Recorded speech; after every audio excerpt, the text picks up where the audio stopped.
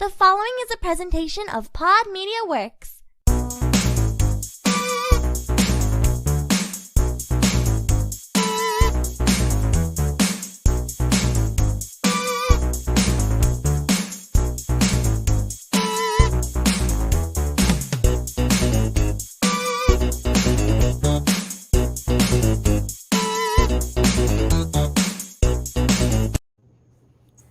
Hello, everybody, and welcome to this week's episode of the Totally Rad Movie Podcast.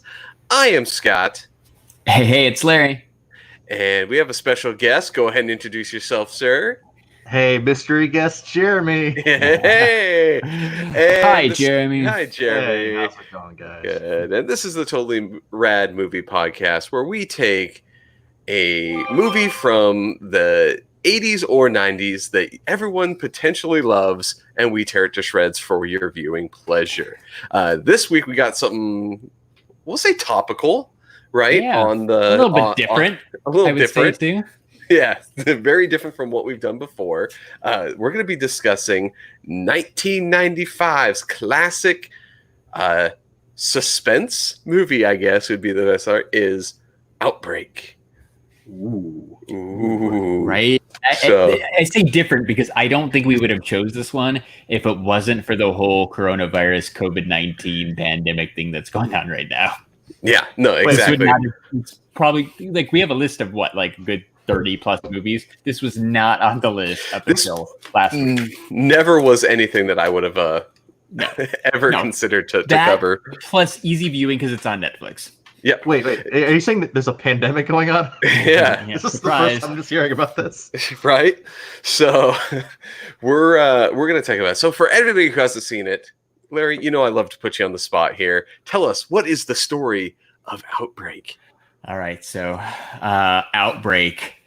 Basically, there's this disease, right, that came from Africa, from a monkey that came to that somebody smuggled into the United States, and basically just causes a pandemic.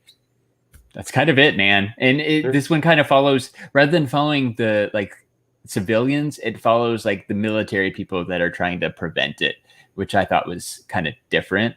Right, it stars Dustin Hoffman, Rene Russo, Morgan Freeman, Kevin Spacey, Cuba Gooding Jr. It's an all-star cast got for 1995. Donald Sutherland, yeah. Donald And then, Sutherland from Buffy the Vampire Slayer. Yeah. There's also, if you catch the thing here, I was looking at some of the different people.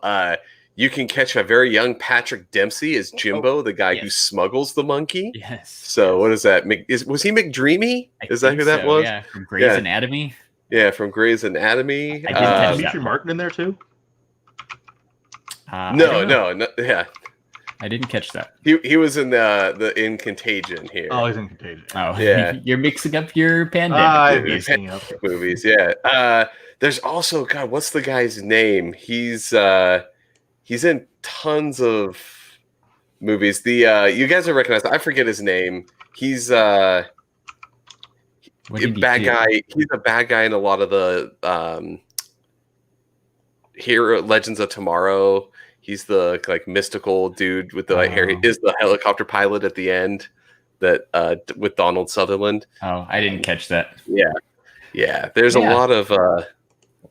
a lot of young, we'll say, stars back in their prime. Hold on.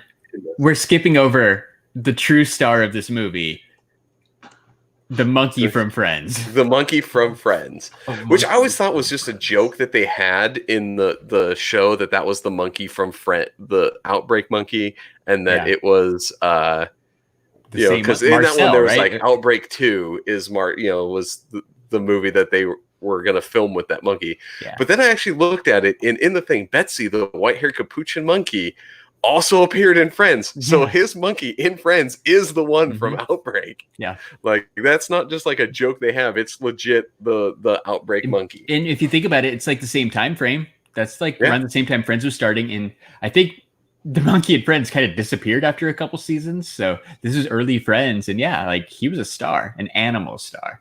Yeah, exactly. So that's good. Interesting. I'm going to throw it out here right now just because I go through And I always have a weird, interesting fact that yes. I try to come with it. So here's an interesting fact. In the movie, it's implicitly stated that the virus is more deadly than Ebola, right? They're like, it's 5 times more deadly than Ebola. And then they show then the Mataba. But then they show a picture of the virus. Do you know what disease they used for the picture of the virus? Oh, no. That is indeed a picture of Ebola. Oh, really? They used in the slides as the Ebola virus here. So we go through. Surprise, surprise! Donald Sutherland's kind of a bad guy in this movie, right? Like he's the one that's like bomb the town. Like apparently that's his answer to everything. Yeah, I mean it starts with the flashback to 1967 when the military goes in and basically just wipes out this African town because they're all getting sick with this mystery virus. Rather than try to help them, like the government just decides to blow them up. So that's the other interesting thing I always thought, because back in like 1960, I guess no one really cared if you bombed. Just like, could the U.S. just fly a plane over and bomb a random village in Africa and been like, no one in the world was like, okay, they probably shouldn't have done that. Hey, that's pre smartphone, that's pre internet. Ain't no one got to know about it. No, right? There's no viral video of us demolishing Africa, so it's for the greater good.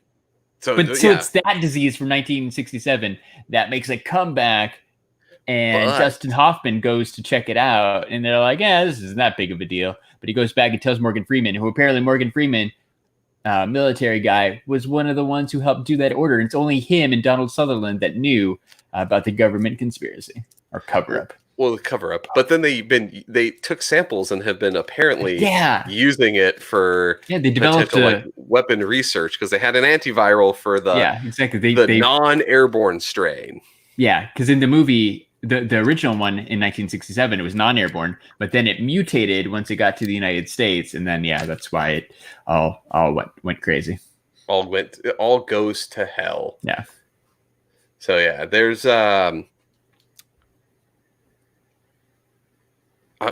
interesting aspect of the thing is the whole they don't talk about isolation that much in this one like they did in Contagion. I thought that was interesting that they're just like, just stay in your homes, you'll be fine. Like military's driving around with tanks and stuff. Yeah, well, they tried to quarantine off that town in California. Yeah, I mean which is interesting, right?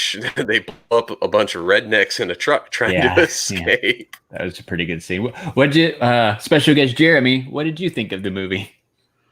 You know what? Like I said, it actually doesn't hold up too bad. So like I said, just kind of watching it, because that's actually before I watched Contagion. So I watched that movie again when this whole thing kind of started.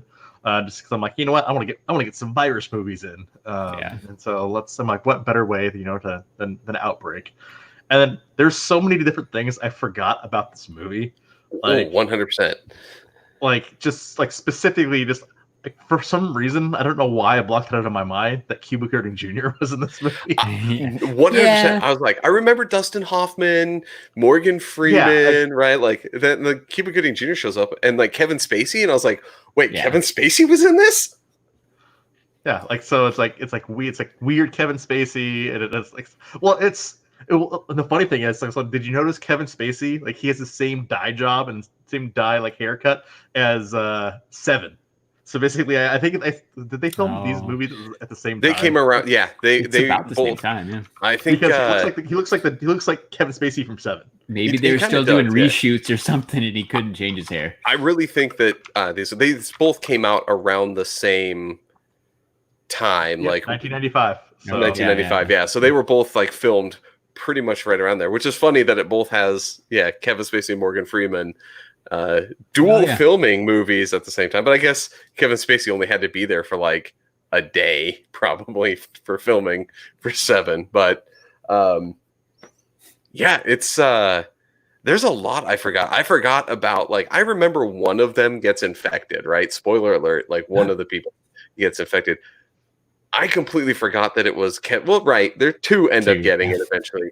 But I forget about the whole Kevin Spacey suit ripping in the clean room thing because I remember I was like, I know Rene Russo gets it, right?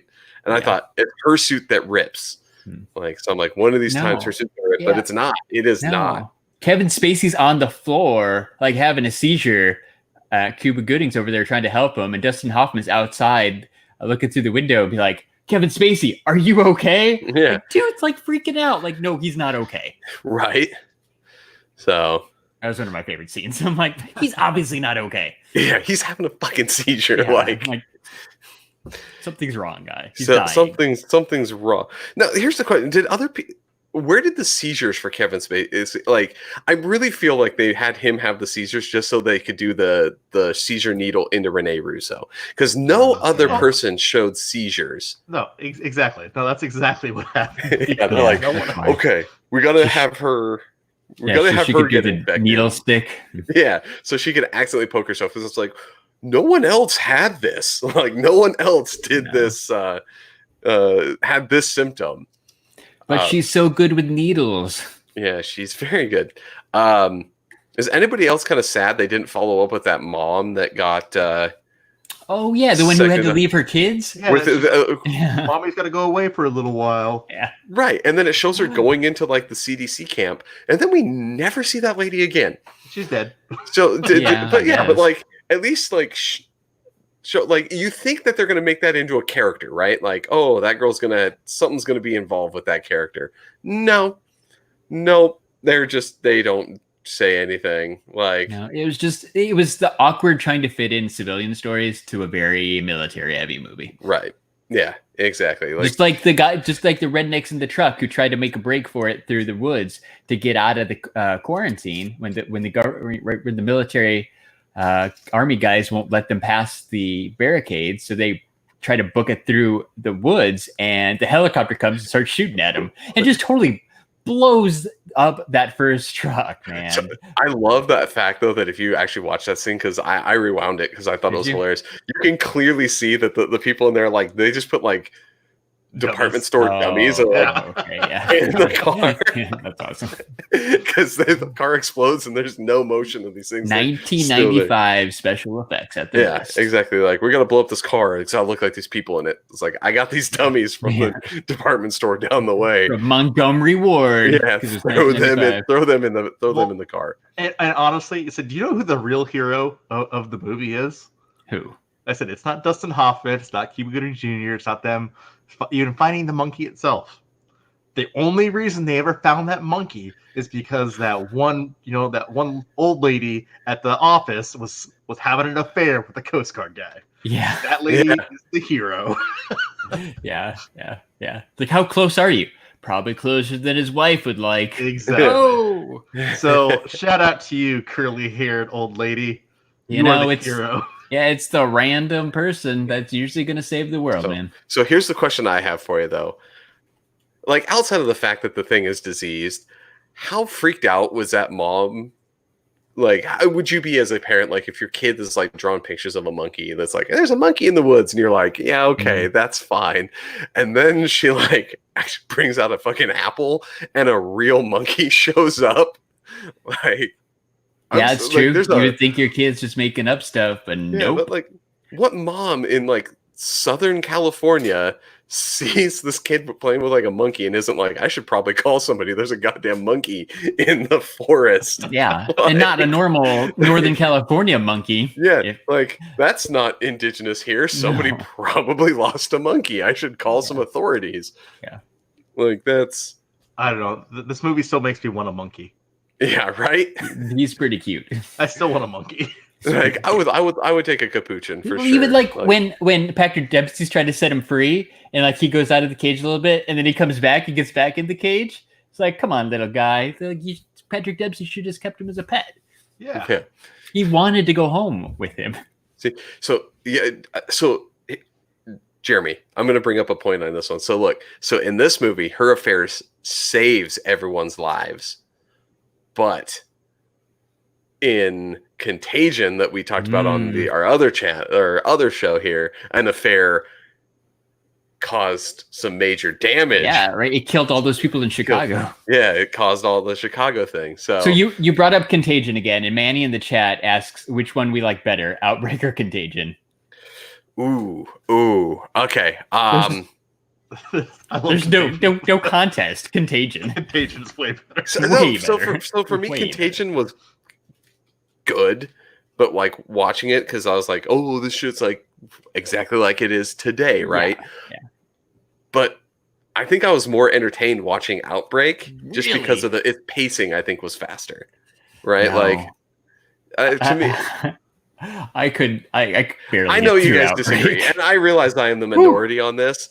I enjoyed Contagion very much, but this one just the more like action-y feel. Well, there's Contagion was helicopters, like, there's stuff blowing up. like here's going on. Then this is like, oh, what's gonna happen next? So yeah, I think like that was kind of my point that I was trying to make earlier. It's kind of a completely different take on a similar situation than Contagion. Like Contagion's focused on the people and how it's transmitted and that kind of stuff more, and this is more focused on like I don't even know, man. Like the military guys, the CDC lady. Like there's less science than in Contagion too. It's 90s action movie. It's loosely 90s around right yeah. with this pandemic thing as being the thing that moves the plot along. Yeah, exactly. So like for me, like that one, it kept me watching. I think more engaged than Contagion would. Man, if it wasn't for this podcast, I would have turned it off like 20 minutes in. Oh no! Yeah, it was that bad. No. Yeah. All right. Well, on that note, I guess there's always something in these movies that we find incredibly bad that we just despise. We call this the totally rad moment. So let's go ahead and get everyone's totally rad. I think it's time that we go over this here. So or the totally bogus moment. God, I messed that one up. So totally bogus moment. Ugh, totally bogus. I'm gonna start with Jeremy. What was out of all the stuff in this movie, what was the one totally bogus thing that you found? When Cuba Gooding Jr. pukes in his helmet and takes off his helmet and basically exposes himself to the virus. Yeah, right. He pukes in it, has to rip off his helmet in the middle of that like African tent house thing with all the sick people. Yeah, it was pretty gnarly seeing bad move, man. Like I don't know if they had like a launcher for stuff or they just had him put something in his mouth. And he's like, when it hits the mask, you're like, ugh. Right. There's a couple of green chunks on the window. Yeah. But it just goes to show though, like I said, if he's supposed to be some like badass military guy, he's a specialist in this area. Like he sees one thing and then like loses it, and then the one thing, like I said, even Nick Cage, back in The Rock, was able to stab himself in the heart with a thing. So this guy couldn't handle looking at a dead body and ended up blowing chunks and exposing himself potentially to the virus. Yeah. So that was true. Yeah, like that was big tough military guy. Well, and I love how they foreshadowed it. There's a couple of things of foreshadowing in this movie, but that was one of them where they're like, "Oh, you've read about it in textbook and seen pictures, but just wait till you see what happens. I can handle it." And then you knew he wasn't going to handle it. It's true. Yeah. Like they set that up pretty. Yeah, they set that up that he was going to mess up. So, but I thought I was like, does he get it and die? Like at the beginning, I was like, maybe that's why I don't remember him in the movie. But no, he's like a main character. So, Jeremy, that is a good one because you're right. That was pretty gnarly. Larry, how about you? So my totally bogus moment from Outbreak was pretty early on when it's first spreading in California. There's that guy who goes to the movie theater and he's coughing all over the place. And they, again, awesome mid-90s special effects. They kind of try to show how it's spreading throughout the air, all the little droplets, spreading and getting in everybody's mouths who's laughing and that kind of stuff. But that stupid guy is coughing. He stumbles out. He's in everybody's face. Everybody's getting mad at him for coughing. And then he gets to the popcorn lady and just collapses. Yeah. That was one of my favorites. Just totally cheesy way of showing oh, look at this guy. He's spreading the disease to all these people. Yeah. I love how during that when he's going through, like clearly this dude is not feeling well, right? Like, Yeah. and he's going through the line, and there's still some jackass in that line at the time that's like, "There's a line," like as he's coughing in his face. Yeah, that was yeah, he's just like, right. like, Given all the social distancing stuff that we're living through right now, like I'm just like, oh my god, it was just so bad. If I saw that not like 6 months ago, right before we had any of this crap going on, if I saw a person sweating with like blister things on his face, hacking up, running to the counter, asking for water, I'm gonna let that guy go up and go get some water. I'm gonna take a step back. I'm not gonna be like, there's a line, sir. You need to wait. Like, I need my, gobstoppers or whatever it was popular back then. Probably gobstoppers. Yeah. I was eating gobstoppers in '95. Right. Yeah, so I just get this like picture now, like so before like so we had the movies, like so we went to the movies, like so we got the 3D glasses handed to us. Sure. Now I honestly see, like so if we go back to the movies, they're gonna start handing out like medical masks, the masks and like gloves. Yeah, so like that's how you're doing it. So movie popcorn is dead. Yeah, that's sad. That's the best part about going to the movies. Exactly. Right. Yeah. Right. So what's your totally bogus moment then, Scott? So totally bogus moment. There's a couple of them, but the one that I think me and my wife were making fun of it the whole time. Like, it's when Cuba Gooding Jr. shoots the monkey with the tranquilizer dart.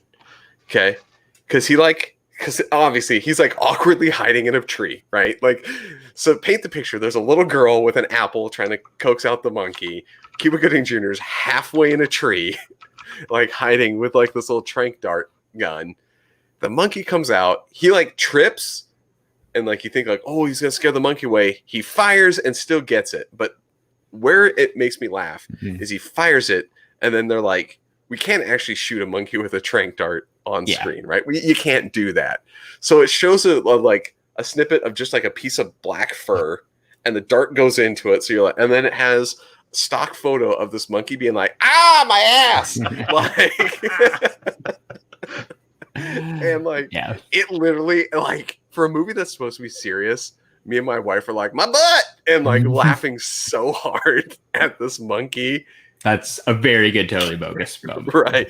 It took everything out of the movie because it was this like hilarious scene in which is supposed to be right. The monkey just got caught. You're supposed to be a little sad, but no, it's just sad. You make this like it was great. And it sounds like more like the monkey was mad that somebody like took a piece of fruit away, and it's like like mad, but just So one more follow up though. I think that kind of rounds this out. Like, so just to add one more. Okay. Like, I think it's also funny that they were able to synthesize basically a cure, like I said, in a matter of hours. Right. Well, because they already had compared to I don't know, this current hell that we're currently in. Yeah, right. That's apparently going even longer now. And no FDA approval, no clinical tests. Right. Well, here you go. Because the military has been developing the antiviral from the other strain, so they just use that as the base, I guess, to make the other one. Like that was actually kind of ridiculous. Like, this thing kills people in hours. Like, everyone should be dead. And then save Rene Russo. Gotta save Rene Russo. Yeah. I think that's why I dislike this movie more than Contagion. Like, Contagion, I at least they did time jumps and stuff. It felt somewhat realistic. They were struggling to find the cure. This one really just wasn't very science-based. They brought it up that they cheated out because they already had it, right? That was the sad thing, is they're like, oh, we need this antiviral, and they're like, oh, we have this miraculous orange juice that they called it that ended up being the antiviral, right? Like, they cheated to be like, oh, we already had one, we can make tons. Like, no, you can't. But so, all right. So that was what we thought was bad. But then there's always something amazing in every movie. We call this the totally rad moment. Like, totally rad.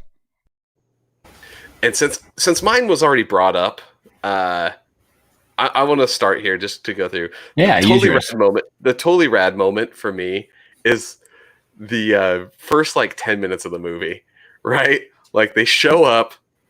Sure. Like, the flashback, right? The the 1967 flashback to 1967, where they show up, everyone's all sick, and they're like, they take samples of the virus, and they're like, "Oh man, we'll get you like a relief package like right away." And you're like, "Oh, they're gonna try to help these people." And then when they bomb the building, everyone runs out to be like, "Yay!" To see that. Yeah, they're so excited to see the helicopter. Yeah, and then it like drops it, and you like, I think this is he. WHO or whatever, the doctor that was like treating all these people. I just love that they focus on his face as he's like, "Yay, that's a bomb!" And then like, it just freeze, boom, like they just wipe it out. Like I loved that intro as like, here's how we're gonna fix it. Again, there's tons of foreshadowing in this movie. Because we haven't even talked about how, like, when stuff started to get bad and nowadays, like Morgan Freeman wants to go ahead and just blow up that town in California. Yeah, right. So they do that. Another thing of foreshadowing is with Kevin Spacey, because he tells Dustin Hoffman that he needs to check his suit, and they like look for the rips, and he fixes the rips and stuff, and it ends up being Kevin Spacey whose suit gets torn later. So it's one of those, like, they did a lot of foreshadowing in this movie. So, but yeah, the whole intro bombing thing was the thing that I was like, I enjoyed that immensely. Yeah, good choice, man. So Jeremy, what about you as a guest star? Your totally rad moment. Ooh, I have a couple. I said honestly, probably the one that I choose probably out of all of them is when Dustin Hoffman finally gets to become the action star, and he's basically making the jump from the helicopter to the boat. Right, when he's going to talk to the Chinese people? Yeah, the Chinese people. The guys who smuggled the monkey? Yeah. So like, except you don't think of Dustin Hoffman as action star. Like if you think of every Dustin Hoffman movie that he's ever been in, I said it's always, like I said, very low action. But this time he finally gets to embrace his inner action star and jump from the chopper onto the boat. He's got a couple of chopper scenes in that one where he gives his speech, from the chopper. Like, he gets to be a kind of an action star at the end of this one. Is there race against time to find the monkey in the forest? So, Jimmy, you said you had a couple. What's another one? Because I actually got one more that I enjoyed. Honestly, the moment that I actually really enjoyed, because we kind of like mentioned it a little bit earlier, but I actually liked how Kevin Spacey died. like they took so much care. Like I said, it's one of those things to where like he ripped his suit. You mentioned earlier, so they were like foreshadowing basically he was gonna die. So like even before you knew he was gonna die, you knew he was gonna die in this movie. And just the fact that like he's like he buttons it up, he freaks out, and he's like, I got crazy dizzy. What was his exact words? I think he said it shouldn't be the Willies, it should be the like Tommies or whatever his name was. Should be the Billies or something like that. Like, he makes some stupid joke. Makes some stupid remark, and I'm like, oh, he's gonna die. Yeah, he's done. And so can I do my other one before Larry does his? Yeah, go for it. Because it's at the very end when Donald Sutherland gets like his like arrest thing that comes out, right? With the like Morgan Freeman's like, arrest that man for like lying to the president or whatever. And then the colonel that he's been like an ass to the entire movie, like he's just this dick to like Colonel Briggs, right? Like he's been an asshole to Colonel Briggs. And when he shows up, he's like leaving to be like, you can't arrest me. And that colonel shows up and puts a pistol in his face. And the guy's like, oh, I bet you're enjoying this. And the dude just has that big ass grin on his face. Like, I love seeing Donald Sutherland get his comeuppance, and it's that guy that gets him. It's pretty good, dude. Yeah. So what's yours, Larry? Oh, so my totally rad moment from Outbreak. Anytime there's anything dealing with an 80s or 90s sitcom, I gotta go with that. So mine is the monkey. I looked it up. It's a capuchin monkey. Capuchin. Right. When you think of this movie, that's the first thing you think of. I hadn't seen it before today. And all I knew about it was like, oh, it's the movie that has the monkey from Friends in it. So because of the tie to Friends, the monkey and all the monkey related scenes are my totally rad moment in Outbreak. Ooh, I got another piece of actual trivia though that you guys might you enjoy. do?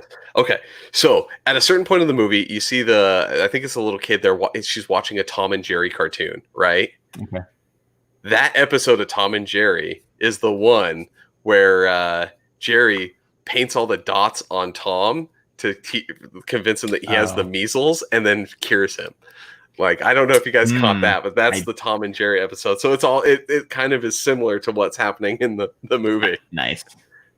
Here's a fun fact too. And so I knew there was someone else that was supposed to play him. I'm like, I thought I remember this, and now I was right. So do you know who was originally supposed to play? Who was supposed to play Sam? So basically, Dustin Hoffman's character. No, Harrison Ford. So would this movie have been better? Like if basically Harrison Ford, aka Han Solo, aka Indiana Jones, was there, going out and finding monkeys and finding cures? Yeah, maybe. I think he would have done it fits him better. Yeah, and I like kind of one of the themes we haven't talked about too much or at all is Dustin Hoffman's character, right, is separated or divorced from Rene Russo. I didn't like those scenes. I think Harrison Ford might have been able to make a little bit better, make those scenes a little bit better with the wife too, right? That whole connection. I never saw any type of click between Dustin Hoffman and Rene Russo. Yeah. So yeah, sure. They didn't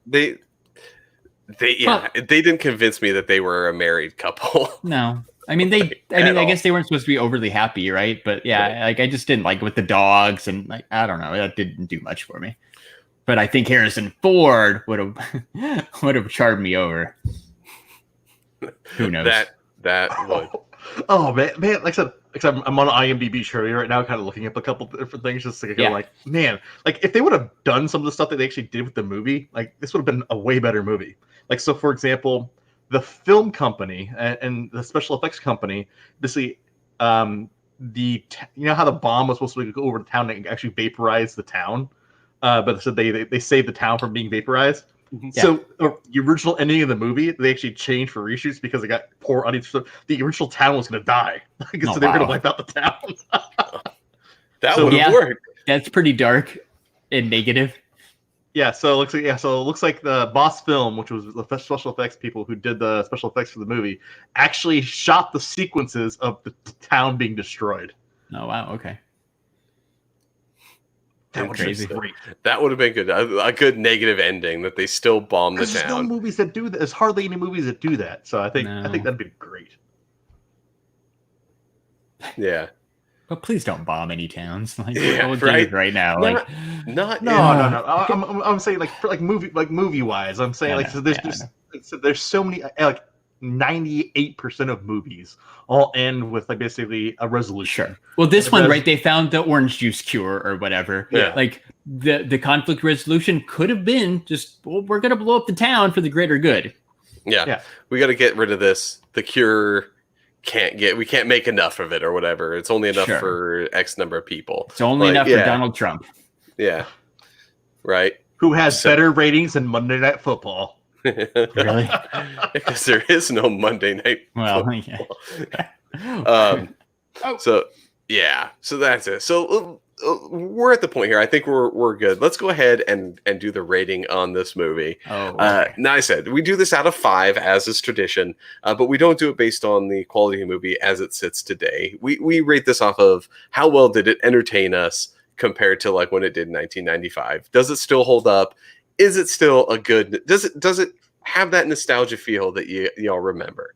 So let's go through and give our ratings. Jeremy, since you're the guest, you get to go first. What is your rating of this movie? A 2. Goes with the 2. Go with the 2. That's fair. Like, it was just weird. Like I said, honestly, it would have been even a 1 if it wasn't for the cast.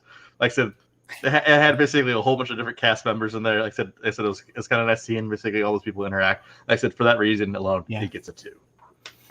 That's fair. Cool. I'm going to go ahead and give it a big fat 1 because I really didn't enjoy this movie. I would almost, I'm going to say it, guys. I enjoyed Theodore Rex more than this movie, than Outbreak. Outbreak is the worst movie out of the 14 movies we've watched so far. This podcast, Scott. It was. I did not like it at all. Yeah. See, I'm 2.5 for me. 2.5. 2.5. Sure. Like it's dead center in the middle. It wasn't great, but it wasn't bad for me. Like it's 2.5, and it is better than Theodore Rex. I do not know what you were smoking, man. I mean, Theodore Rex had me on the edge of my seat, waiting to find out what happened next. All right, so that works. Well, between the two of you guys, any last things that you would like to say about Outbreak? Before we kind of get this thing closed. Yes, I'm glad that they redeemed themselves. I'm glad Hollywood redeemed themselves and created a movie like Contagion. A much better virus movie. Somebody's probably working on one right now for this. There's gonna might be a couple years, but there's gonna be like a COVID movie, right? We got like September 11th movies. There's probably gonna be like there's gonna be the COVID movies, and then there's gonna be the like back in the day when 2012 disaster movies. There's gonna be the like what COVID could have been movie, and like the day after tomorrow. And kind of like Contagion, but worse, right? Like they didn't find the cure or whatever. So that, I think those are both coming.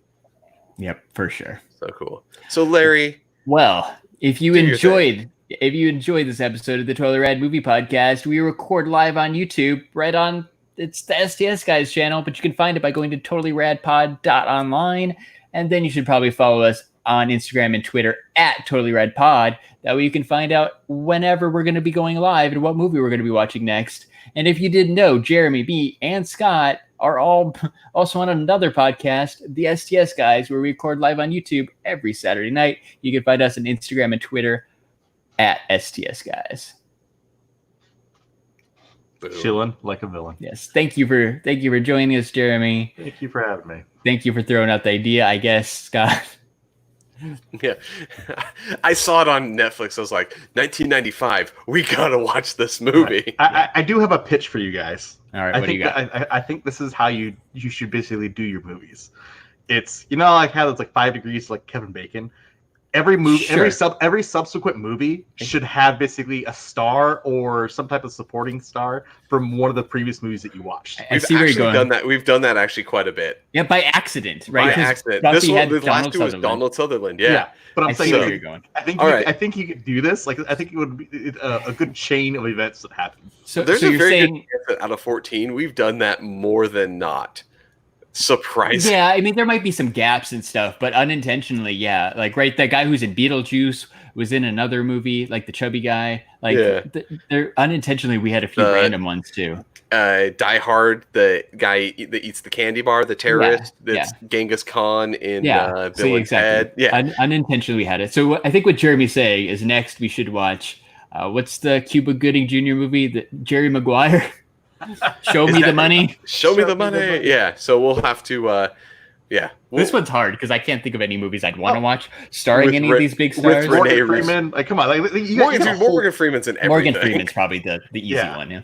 Or Donald. Donald Sutherland. You got Dustin Hoffman's been in a ton of different stuff too. Yeah. Hey, you can watch Tootsie. Oh God. That's like 70s though, right? I think that's a little 70s. Or like 80. Might be like 1980. Yeah, I think that's a little before our time here. Like him in the red dress, right? Like I've never seen Tootsie. 1982. Yeah, all right. Yep. It totally fits. It does fit. Yep. So, well, yeah, there's a good chance maybe on that one. We'll see what the next movies hold for us. We haven't really decided on the next one, but since we're stuck at home, it'll probably be coming up real soon here. So why not? Why not? So yeah, let's go ahead and say to everyone, thank you for jumping in on the chat and listening to us live. For this week's episode of the Totally Rad Movie Podcast, I have been Scott. Hey, it's Larry. I've been Jeremy. And everybody, have a good night. We'll see you next time. Bye. Bye-bye. Bye.